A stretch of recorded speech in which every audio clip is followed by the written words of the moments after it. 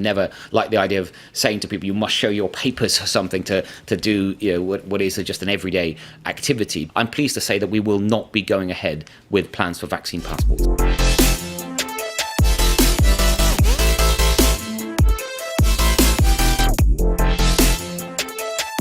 G'day and welcome to episode 63 of The Other Side Australia with Damian Coory, your dose of sanity from a sensible, balanced, classical liberal centre-right perspective. We don't claim to be non-biased because everyone is biased in the media and this is an opinion show, but we do try to present the data as clearly and fairly as possible when we have it. In a moment we'll have an interview with a man who has dedicated his life to fighting for freedom in Australia. He says he's truly disturbed by the use of police and the law in Australia to go after people because of their political views and their political statements and comments. It's happening in our country. That story coming up after this. As you know, if you regularly watch the show, I believe in science. I made my own choice about being vaccinated based on the risk analysis for me, as every Australian should have the right to do in consultation with their doctor. And I chose to be vaccinated. I may have chosen not to be vaccinated if my life situation was slightly different. I had a different risk analysis. We don't need any government forcing us to be vaccinated because the group, collective, or social benefit of vaccination is simply not big enough to warrant sticking needles in people who don't want needles stuck in them. Now, I know ScoMo keeps saying, oh, nobody's going to be forced, but all of this coercion and the talk of a vaccine passport is a segregated society waiting to unfold, and it's unacceptable in Australia. Now, I know that more than 50% of Aussies these days are annoying, busybody, meddling Karens and Darrens who grew up being educated by lefties at high school and uni. And they want everyone to follow their rules, damn it, and do what they say, because they're always right. And I realise that we who don't think like that are just deplorables, and, well, we're now probably in the minority. But even so, those of us remember how Australia used to be before the government took everything over, will not stop fighting for our individual liberty and freedom over those nanny state control freaks who think we all have a social responsibility to each other to agree on everything or else. In other words, it's still a free country, and we're not going down without a fight, even though we might be in the slight minority. No matter what the polling says about your future political careers, majority party politicians, we will be fighting on. Anyway, one country that was early to introduce vaccine passports was Denmark. Population, 6 million. Vaccination, fully vaccinated, 80%. It's now decided to lift all restrictions. Here's how Germany's Deutsche Welle TV network reported it. Denmark has lifted all domestic pandemic restrictions, the first European Union member nation to do so. The government credits a high vaccination rate for the move, but warns that measures could come back if necessary. Okay, so the Scandis are notoriously socialist and not exactly bending over backwards to accommodate their more liberal-minded citizens. But it's a start. And with schools fully open again, mothers like here feel nothing but relief, despite some remaining risks. They don't get as ill as the adults and they don't get as many symptoms afterwards. So I think it's okay. I would rather send them to school than have them home. Yeah. Eager for the doors of this nightclub to reopen, these young people have embraced vaccination. No, fuck COVID. No, it's not coming back. We all vaccinated. We're all vaccinated. Looking at pictures like that, Denmark's leading virologist has some residual doubts. But he accepts reopening is also a political necessity. It does create some problems arguing that corona is still a threat to society with such a high percentage of the population vaccinated. So I think the overall evaluation was that it was better to step down a little bit, and then should it increase, then we could always up it again. So even the bureaucrats of Scandinavia think the social case is weak for continuing measures now.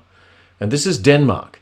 neighbour to those crazy radicals Sweden, who never imposed lockdowns at all.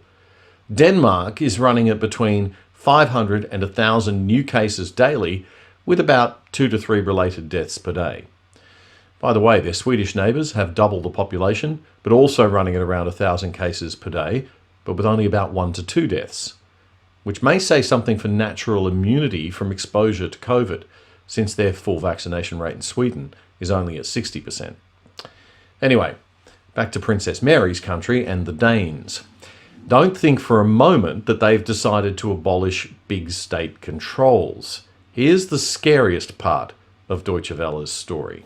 But the authorities are not letting their guard down completely. They will, for instance, test wastewater to monitor for future outbreaks of the virus.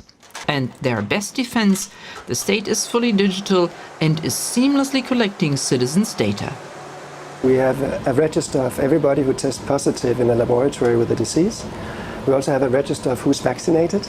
And we have a population register, so we know where everybody lives and we can contact people directly. Okay.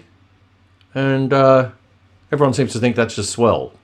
We have a register of everyone who's tested positive, everyone who's vaccinated, and we know where everyone lives. Yay for Denmark! And nobody bats an eyelid, least of all that journalist. Meanwhile, our mother country has firmly backed away from any plans for a vaccine passport. The UK Health Minister, Sajid Javid, told the BBC on the weekend that it was a no-go. So you asked about vaccine passports. So I think it's fair to say, I think most people probably instinctively don't like the idea. I mean, I've never liked the idea of saying to people, you must show your papers or something to do what is just an everyday activity. But we were right to to properly look at it, to look at the evidence. But you're not doing it. Well, what I can say is that we've looked at it properly, and whilst we should keep it in reserve as a potential option, I'm pleased to say that we will not be going ahead with plans for vaccine passport. Well, I think we're absolutely right to look at it. Other countries have used this measure or looked at it and discounted it, but well, they've had they use it. I mean, they're very common in France. You know that they're coming in. They are, but it should be looked at in combination with other measures. So many countries at the time they implemented it was to try and boost their vaccination rates, and that you can understand why they might have done that. We've been very successful with our vaccination rates so far. Obviously, there's more to do, but just as an example, if I may, just last month I announced that we were going to, for the first time, start vaccinating 16 and 17-year-olds. We're already at around 55%. Other countries have done it just to boost their vaccination rates. In other words, there is no health justification, just social pressure, more coercion to get more people vaccinated. Once again, folks, all we've got to do to get out of this mess is set a date. The fast-growing minor party, the Liberal Democrats, have suggested December 4. Tell us when we're going to open up so we can all plan. Businesses can plan, families can plan their holidays and travel, and then anyone who wants to get vaccinated can do so before then. And anyone who doesn't want to get vaccinated can take their chances with the virus, and if they get sick, they'll have to take their chances with our health system, which isn't quite up to scratch, thanks to a crop of incompetent premiers too busy playing politics rather than doing the hard work that they were elected to do. But that doesn't mean the rest of us should have to stay locked in our homes just to protect those politicians' careers because they couldn't get our health system up to standard. Shame on them. A set date for opening up would force everyone, including those politicians, to get their acts together. But as for keeping the rest of us imprisoned in our homes whenever you feel like it, at the point of a policeman's gun, that game, my friends, is over. Remember when PC was the abbreviation for police constable, before it was the abbreviation for political correctness? This happened in Bankstown in southwestern Sydney on Monday. We begin with breaking news from Bankstown, where police have been attacked outside a cinema in Jacobs Street. A man in a red jumper lunges at one of the female officers, throwing several punches before striking them with his knee and running away. A second officer is heard calling for assistance as a bystander gives chase down the street. The female officers, aged 32 and 30, have been taken to Bankstown hospital. Now, New South Wales Police say officers from Bankstown Police Transport Command were conducting patrols of the local area when they attempted to speak with a man standing in the middle of the road. The two female senior constables instructed the man to move off the road before he allegedly became physically aggressive towards them. Following inquiries, officers from Bankstown Highway Patrol arrested the 43-year-old man a short time later. He was taken to Bankstown Police Station, where he then allegedly assaulted a third police officer, a 32-year-old male senior constable, while he was in custody. Here's a newsflash for you, folks. Men and women are different. Equal, yes, but different. Having two female police officers patrolling on their own used to be a no-no, but not anymore. Not in our gender fluid, or as I like to call it, gender-denying modern woke culture. Police women are fantastic, and they add an incredibly valuable level of sanity to the force. Some of them are stronger than men too. But if some lunatic comes at me swinging punches, I want a very large man to be the one in the police uniform. Some people on Twitter noticed how nobody came to the police women's aid, suggesting this may be a sign of declining police respect following the lockdown enforcement and the politicisation of the police by state governments. Well, I think the incident all happened a bit too fast for that. Others noted that the second policewoman didn't seem to know what to do to help her colleague. Again, I think it's too easy to judge after the fact. Attacks are shocking and unexpected when they happen, and people tend to react on reflex and it's all over in a few seconds and everyone's just like, whoa, what happened? But maybe some review of that reflexive training is actually needed. Aussie Twitter legend Mike Williams noted, quote, "There was a reason why police were a certain height, weight and gender. It's not about being inclusive. It's about being able to do the job. And those carrying on about using the pistols, can you imagine the outcry if they'd shot him?" Frank Longshark writes, "I miss the good old days when police recruitment ads were based on common sense rather than woke politics." And then he posted this news clipping from the olden days. I'm not sure where it's from or when it's from, but it's hilarious. The headline, "Hefty girls wanted for police force. Women with brains plus good physique are wanted. The pay and prospects are good, but they must never marry or their careers will end." They are needed as recruits from the Metropolitan Police Force, and Sir Philip Game, Chief Commissioner, and Miss Pito, the Chief of the Women's Branch, are making a special appeal to spinsters and widows, girls in universities and public schools, and girls with training in nursing and social work. I need to use my 1930s newsreel voice for this one, I think. Married women need not apply. They must be hefty. Good pay is being offered. 53 shillings, threepence a week, with free quarters in special hostels. But a high standard of intelligence, tact, and physique is demanded. The recruits must be at least 5'4" high. They must be hefty enough to withstand a rough and tumble. And the last line, and they must be fairly good looking. Oh boy. I mean, that really is another age, isn't it? Actually, everything there is pretty reasonable for police recruitment until probably that last line. I have no idea why they must be good looking. Maybe Miss Pito, the Chief of the Women's Branch, likes them that way. Anyway, in last week's show, we covered the stories of two women in Victoria arrested for political thought and speech in a very concerning trend for Australia's liberty and free speech and political freedom generally. Now, some people wrote and said I was too harsh on Monica Smith. I don't know Monica, but I do know she can be a polarising, very opinionated figure, and I was making the point that it doesn't matter what you think of her or the details of her case. It's all before the courts, and it's not for us to comment on the legal right or wrong of that specific case. The segment in episode 62 was about the wider legal principles at play. Why are we tolerating the Victorian government using state of emergency powers to go after political opponents merely for what they say and think? And it's not just the Labor Party and the Victorian government that's to blame here, although they are.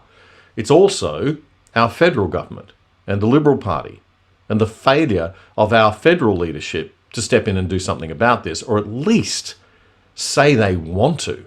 At least send a signal, send a message, put the foot down, but nothing.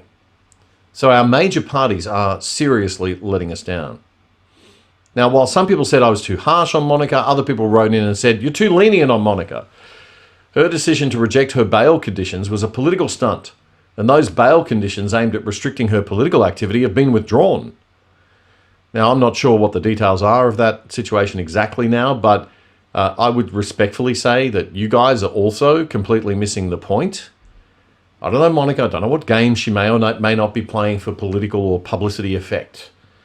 But that's not for us to worry about because it's all before the courts. What is for us to worry about is what's going on with our laws in Australia, or specifically in this case, Victoria, that have made it a crime to call for political action against the government.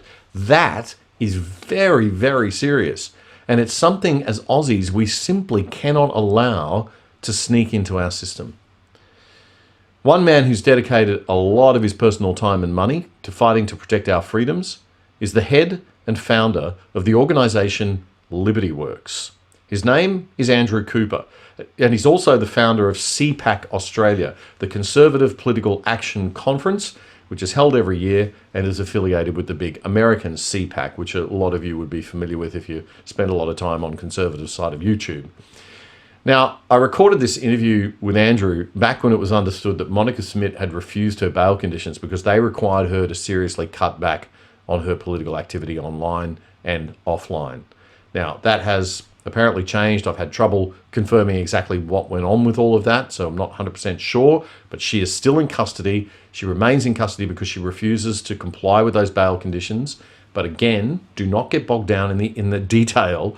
The point here is that a person, never mind their political views, a person has been and is in custody because of what they think and what they say, not of anything they've actually done. They're in custody and have been arrested because of what they think and what they say and for political reasons, because their politics is opposed to the current government's politics. And that is a problem. So our focus is on the laws and the state of emergency that make her alleged actions an offence in the first place. I began by asking Andrew about the two cases before the courts in Victoria right now. We've got the Zoe Lee Buehler case, the famous pregnant woman who was arrested in her own home by the police. And we also have the case now of the head of Reignites Democracy Australia, Monica Schmidt, being arrested in her own suburb in Melbourne after being pulled over by the police. So I just want to look at both of those cases to get an update on where they're at. I actually thought the Zoe Lee Buehler thing would have been kind of just gotten rid of after the political outrage that occurred after the arrest, but that's not the case. In fact, she's still facing charges. She's still before the courts, and the process is still running its course. Yeah, that's absolutely correct. Her case is scheduled for November. And if we just go back and recap what happened there, she made some posts on Facebook, actually just a little over a year ago, early September last year, encouraging people to attend a protest, a level 3 protest, not level 4. So they weren't in Melbourne lockdown back at the time. They were one step below that. To attend a protest, she encouraged everyone to wear masks and socially distance. She's not a big organizer in the broad scheme of things. She just felt passionate about the lockdown situation, and unbeknown to her, in the evening, that evening, she got a knock on the door. Her partner opened the door, and 2 police officers entered their premises, essentially barged in. He had the good sense to turn on Facebook Live and capture some of what happened. And what happened is very troubling. The police went in, confirmed her details, that she was who they were after. She was pregnant, she was in her pajamas, and they handcuffed her in the home. And part of that legislation, which was legislation or criminal law brought in to combat terrorism, that's what they used to make this arrest. Part of that legislation allows police officers then to confiscate all technology in the home, so computers and all mobile phones. So her partner's mobile phone was confiscated. The Facebook Live stream was ended, and then well, I guess we're left with the knowledge, although we didn't see it, that she was then taken away and arrested and charged. Now, the charge was incitement. As I said, that was a charge that was legislated to essentially combat terrorism, terrorists inciting others to commit criminal acts. Right. So I want to come to that point in a moment, but just to round out that situation, I believe she's going back to court in November. It's been remanded to. Is that right? It's down for November, but there's no certainty that that November will be the day. They're in lockdown again. The courts tend to slow up when the state's in lockdown, so there's a fair chance it'll be delayed again. The police are proceeding. There was some thinking that maybe they'd drop the charge, but they are proceeding, and they're putting pressure on her. I mean, she's had her baby now. She's a young woman that she posted on Facebook. I mean, it's essentially a very troubling circumstance if you were to ask me, and you have. Yes, indeed. Okay, so all of that alleged, of course, and still before the courts. So you've put the case basically for the defence in a sense, but there's another side to the story, no doubt, that the courts will deal with. But I want to come to, we have to say that for legal reasons, but I want to come to talking about the issues, and we can certainly still talk about those freely in this country. So we will talk about the issues surrounding that in a moment separately. Just before we do that, though, I want to just cover off on the second incitement charge. And I understand, Andrew, correct me if I'm wrong, we've never had any people in Australia charged under this kind of incitement laws before, right? This is that wasn't a terrorist. I'm not certain about that, Damien. Certainly, it's not something that's used very often. That's for sure. And the incitement charges in Victoria are state-based legislation, my understanding. So I'm not sure. I'm not familiar with the numbers that has been used against, but essentially it's very few. We know that. Okay, so let's look at the Monica Smith situation. Now, she was arrested a couple of weeks ago in Brighton in Melbourne. She's a pretty prominent spokeswoman for anti-lockdowns, organiser of rallies. She set up a thing called Reignite Democracy Australia. I don't agree with everything she says. In fact, a lot of things she says I don't agree with, but that's irrelevant. The point is that she's been pulled over by the police and arrested on similar sorts of charges, right?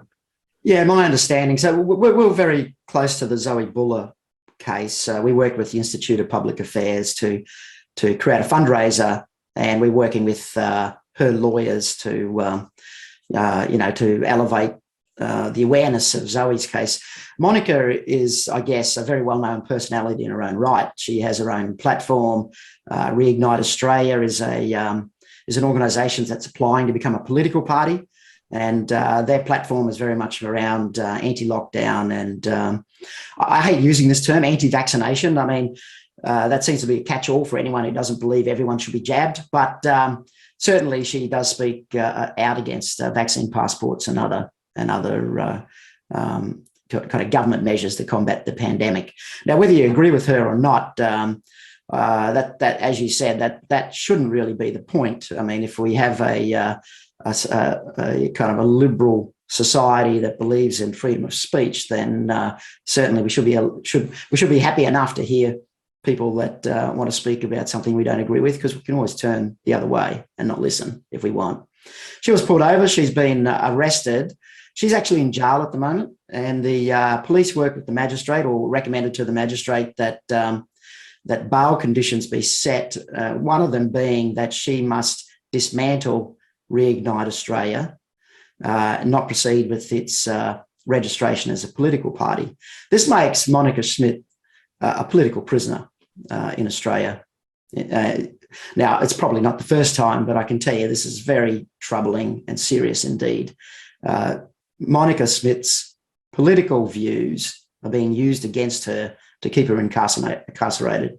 And we're just getting to the stage where it's just one outrage after another. It's hard to keep up, Damien. It absolutely is. I mean, I started the show I think last midweek show, we started with vision that things I can't believe are popping up on the TV every single day. I mean, we see, families separated by those stupid border dividers down in the Gold Coast, New South Wales border, or up on that border, depending on where you're coming from. But, families sitting there enjoying food together. I mean, being intimate, hugging, everything going on. And we're pretending that this is somehow normal or in the benefits of public health or good management of a pandemic. It's the most appalling crisis management I think I've ever seen in my life. It's just bunkum. But anyway, and then you get the little boy Memphis and, 3 years old, separated from, and all these cases every single day, another ridiculous case. Do you think the public mood is starting to shift, Andrew, or do you think we're still in a society where most people, I don't know, think this is it's all keeping us safe? There's a lot of that out there still. Yeah, no, it's definitely shifting a little bit, but you've got to appreciate where we come from. Now, I was fortunate enough to travel to Europe in May and June on business, and the attitude amongst Europeans is entirely different to what our attitude is, and it was refreshing, to be perfectly honest. There's much now that they wear their masks, they have some restrictions, but it doesn't dominate the news headlines. The politicians aren't using it as a wedge to frighten people to implement authoritarian measures. They're treating it like I think pandemics are usually treated, and that is it's a health crisis. Now, here in Australia, it's basically it's a political weapon that this pandemic is, and I really do think that the nature and culture of a very frightened Australia has changed fundamentally before our eyes, and at a pace that I think is just astounding for any of those of us that do care about liberalism and freedom to choose. And I'm deeply troubled about this, and I suspect you may well be too. Yeah, absolutely. My story, I've come back from overseas 20 years and arrived back to an Australia I don't recognise. I mean, this is terrifying stuff to me. And it would have been the political left that would have been driving things in the old days against abuse of power and pushing liberalism, and the political right. Some of the political right would have been right behind them. But these days it seems as though something very strange has happened to the political culture in Australia, where we sort of are happy to accept this stuff, or maybe a significant proportion of the population aren't happy to accept it, but they're not. They're not feeling. Well, the penalties to do anything about it. For example, you can't even post on Facebook without getting a criminal charge placed on you. I mean, the penalties, the ability to even articulate a position that runs against the prevailing sort of political narrative, it's kind of dangerous, right? So you're kind of left in this situation where you can chat and complain with each other amongst your friends, but not only is speaking public about it wrought with kind of dangers in terms of getting a pile on and say the social media space, but it actually can lead to serious legal consequences as well. So it's right, yeah. I've lived in Hong Kong during the final years before the fall, and I've never felt the level of concern that I feel now about speaking out or saying something or doing something or going political. Yeah. I remember when I was a young radio journalist, I used to bucket on the politicians all the time and quite vocally, and never feared, even under the Joe era, I go back that far, in Queensland, I never feared for my safety in any sense. But this is quite a different vibe. And I know that you've been pretty involved, Andrew. Just explain why you started up Liberty Works and CPAC, because I want to just fill people in on what that's all about as well. Well, Liberty Works is a small free market think tank. Libertarian think tank might be the quickest shortcut to explain what our positions are. Basically, that's essentially free choice about pretty well everything, as long as you're not taking away the free choices of someone else. Liberty Works intellectually sort of thinks, well, we should lead our lives however we want. We started that a few years ago, not realising that during our startup phase, as we got past that and started, gaining some momentum, little did we realise that we'd kind of morph into a almost like a supporter of legal action for people that are,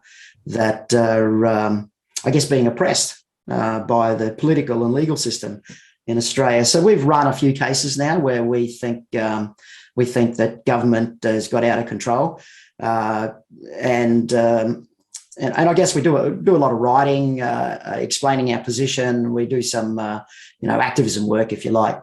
CPAC Australia is an import of the famous CPAC conference in the US. We've run it in Australia now twice. Once in 2019, where the famously the Labor Party spokesperson Christina Keneally stood up in the Senate chambers and spoke out against it, and then Albanese and many of the other Labor Party spoke out against CPAC, which is the Conservative Political Action Conference. It's very prominent in the US, and I guess they were concerned that it was going to start impacting the narrative here in Australia, and we certainly hope it does. Last year was run under pandemic conditions, so it was a very much small conference. This year it's being held in Brisbane on the 12th and 13th of November. There'll be at least 700 people there. It'll be a fairly prominent crowd, and we'll have good speakers from all over the nation, provided they're allowed to travel. Yep. So any international speakers via Zoom or anything? You're doing any of that? Yeah, we're working on that. The time zones are brutal, so live may not be live, but certainly our friends at CPAC in the US will be zooming in live, and we'll have some messages from some prominent politicians out and commentators out of the US as well. And we had many of those over in the first CPAC. We had Nigel Farage over from the UK, Mark Meadows, who was a prominent Republican congressman, who later became Trump's chief of staff. He was a wonderful speaker, and many others. So it's great. I mean, it's perfectly fine for Labor politicians like Christina Keneally and Anthony Albanese to, criticise the content or criticise the issues or the political position. It's not okay for them to criticise the event itself or the fact that we have a Conservative conference, as if it's one of the weird things I noticed about Australia when I came back. There is no two sides in Australia. It's all, hence the name of this show. But there doesn't seem to be a normal discussion of the conservative or liberal libertarian side of politics. It's like, oh, if you're on that side, you're a right-wing nut job, and if you don't follow the dominant narrative of the left. So it's a funny place in that way, isn't it? Christina Keneally called it a cavalcade of deplorables. Tony Abbott speaking, journalist Janet Albertson speaking, all right-wing conservative people. Right-wing is not a dirty word. It's not. It's okay to be right-wing. Yeah, exactly. It's very sensible, prominent politics from the conservative side of politics, and she calls them a cavalcade of deplorables. And other names. Which is tone deaf anyway, because that backfired on Hillary Clinton enormously. I mean, I don't think Christina Keneally is the sharpest knife in the drawer. Let's just say that. But I mean, she's come out with some doozies. But they just misread the mood, don't they? I mean, people are not, this idea that you can just bucket anybody who's. I think the dominant thing in Australia I notice is that people kind of assume that if you're on the right, you're not intellectual. Right, that intellectual people only exist on the left. Now, that may be almost true in Australia because of the way our universities have been dominated. There's a lot of very historical and worthy and deep intellectual thought that goes on the right. I can tell you, a lot of it much more intelligent than what we're seeing on the left. Well, I mean, at the end of the day, it takes a little bit of quiet thinking to get your head around what liberalism is, which was true liberalism. I'm not talking about, what the Liberal Party is doing. Well, I'm talking about true classical liberalism. To get your head around how freedom of choice is the political system, the political narrative that'll deliver the best life for the most people. It actually takes a little bit of intellectual effort, a little bit of grunt to get to that position. It's not a simple thing to, socializing everything is a very easy thing to sell, right? Yes. Keeping you free everything. Free everything is easy to sell. So that actually is the intellectual shortcuts right? It's just to start screaming. That's the lazy intellectual. We will help you. We will help you. You don't have to help yourself. That's the shortcut, but it's the shortcut to to ruin, essentially. It's and it doesn't seem to matter how many case studies there are, or the entire 20th century's obvious, results of that way of thinking. It's still dominant in a country like Australia. That's what fascinates me. I think the Europeans and the Americans are a little bit more switched on to the risks because they understand what can go wrong, whereas I guess we don't. Eh? No, I don't think so. And it's the left are just great at selling a new version of an old story, essentially. That wasn't real socialism, right? But our intellectual left here in Australia are going to implement real socialism, and that's going to work beautifully. And we know it won't. Always going to work beautifully. Exactly. So that's to me. To me, we're in a bit of a battle of ideas. We have the right ideas, but at the moment, when people are panicking, and essentially the entire political class are piling in and using it to their political advantage, it's very difficult. But history will be the judge, and if we don't revert quickly from this panic-induced sort of knee-jerk reaction that we've implemented here, we're going to be left with an authoritarian society and a socialized everything, and it's going to be concerning. Well, we can see we've had a taste of it. We've had a taste of exactly what we're going to be. The lengths. I mean, you would think that the left would not go to these extremes, but we've just seen that they absolutely will, and they absolutely have. If you look at the tone and manner and style of Daniel Andrews and Mark McGowan and Anastasia Palaszczuk, you can see quite clearly that common thread. I leave Berejiklian out of that because I think there's a certain degree of reluctance and caution, or at least there was early on, and maybe she's been politically manipulated into this. But I see it also, and I've got to say, unfortunately, in Morrison. But there's a real zealotry, a kind of, we know what's right for you, and we're going to do anything it takes. And anybody who stands in our way is a right-wing nut job, Nazi, lunatic, throw anything at them you can possibly think of, person. And it's quite disturbing and quite astounding how fast, as you said, that's taken a grip, and how easily the Australian population have permitted that to sweep over them without question. And they have, and what's happened, of course, is to keep compliance, the fines are ramping up, the legislation is, the draconian aspects of the legislation are more readily used by, in my mind, certainly in Victoria, the politicised police force, and even the judiciary in Victoria now is entirely compromised. I mean, some of the judgments that have been overturned down there are just horrendous. And you can start with Pell, and you can work your way through a whole bunch of others as well.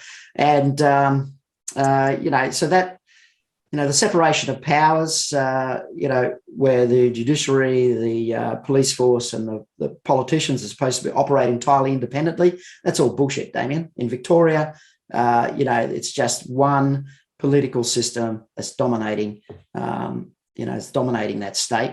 And it's a portent. It's Labor bureaucrats. So it's the Labor government, it's the unions, it's Labor bureaucrats, and it's judicial appointments. It's appointing all the judicial appointments, and then obviously the prosecution departments and things like that are all very. It's the medicrats. It's everyone who loves a little taste of power and wants to bring the jackboot down on top of people. And you know what? If you have a system that rewards people that can do that, then you'll get people that will do that. And that's always become. It's a portend of what every other state in Australia can become as well. And it's going to be an interesting time for many years to come. And at the end of the day, I think if you believe in liberalism, believe in freedom and free markets and the ability to make choices for yourself that benefit you and your family, then you're going to have to rise up at some point, either at the ballot box or in some other manner, because this authoritarian kind of socialism is coming. What's here? Yeah, well, I'm sticking my neck out in a way I never thought I would be, and I know you are to a certain extent. But I mean, we care, right? I mean, you could, the beach does look attractive. I got to say, not doing this every week does appeal to me, but we're in a pretty bad situation, and I think there needs to be voices, and I think I would just call on anyone out there who does care and who's watching to do something legal. I'm not inciting anyone to do anything they shouldn't be doing, but do become much more politically engaged and more politically active at the moment, because it's really quite critical that freedom is protected. Freedom doesn't just look after itself. It's not the default position. Yeah, so on that point, so the question is, well, what can people do? So on that point, CPAC will be launching soon a platform for those that do want to do something.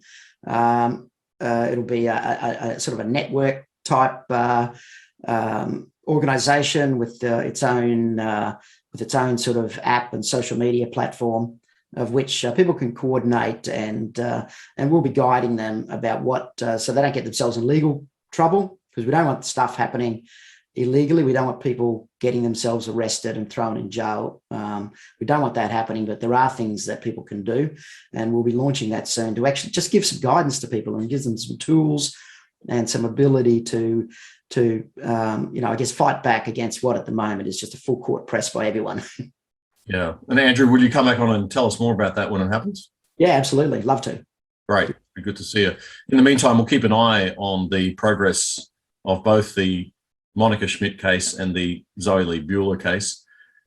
These people can't just be dismissed as wacky anti-vaxxers or whatever the media likes to call them, or the mainstream like to call them. Although I think that mainstream's starting to wake up and starting to shift, as we said earlier. Hopefully it is. Andrew Cooper, thank you very much for your time. Thanks, Damian. See you, mate.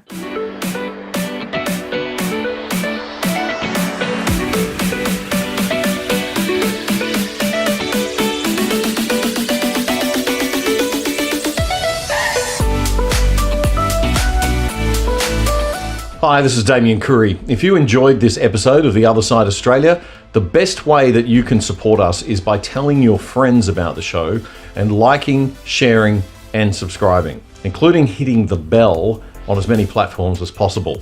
To find us, simply search up The Other Side Australia or Discernible with an A on YouTube. YouTube is the best place to go. When you get to the Discernible platform, the Discernible channel on YouTube, you'll see playlists for the different Discernible shows, and there's a playlist for The Other Side Australia, which has all of our or most of our past episodes, as well as always the most recent episodes at the top. So that's YouTube, Discernible with an A, DISCERNABLE, and you're looking for the playlist of The Other Side Australia, and you'll find it right there on Discernible. You can sign up for that playlist and alerts on that playlist by just hitting subscribe and the bell, or to all the Discernible content, and you'll catch us every single time. They'll let you know when we put up new content.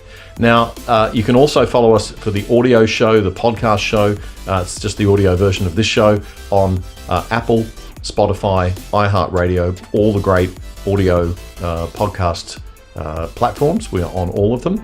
And if you really want to keep in touch and avoid the big tech censors, just send us an email to theothersideost@gmail.com. theothersideost@gmail.com. Ask to be added to the VIP WhatsApp group, and I will send you back a link that enables you to join or unjoin. You have total control the WhatsApp group that we have. Now, the WhatsApp group is a one-way group, so you're not going to get bombarded with people having discussions about things. All we do is send one or two messages or so a week, letting you know that the new show is out with a link to the show. And occasionally we might send a little bit of information, but generally you're not going to get more than 2 or 3 messages on WhatsApp per week if you sign up to our WhatsApp group. So just drop me that email at theothersideost@gmail.com. And I strongly recommend signing up to the Discernible crew as well for the platform, for Matthew's shows, all the other content that we have on Discernible, at discernible.io. Bit of an unusual suffix there, not .com or .org, but it's .io, and it's Discernible with an A. Catch you soon.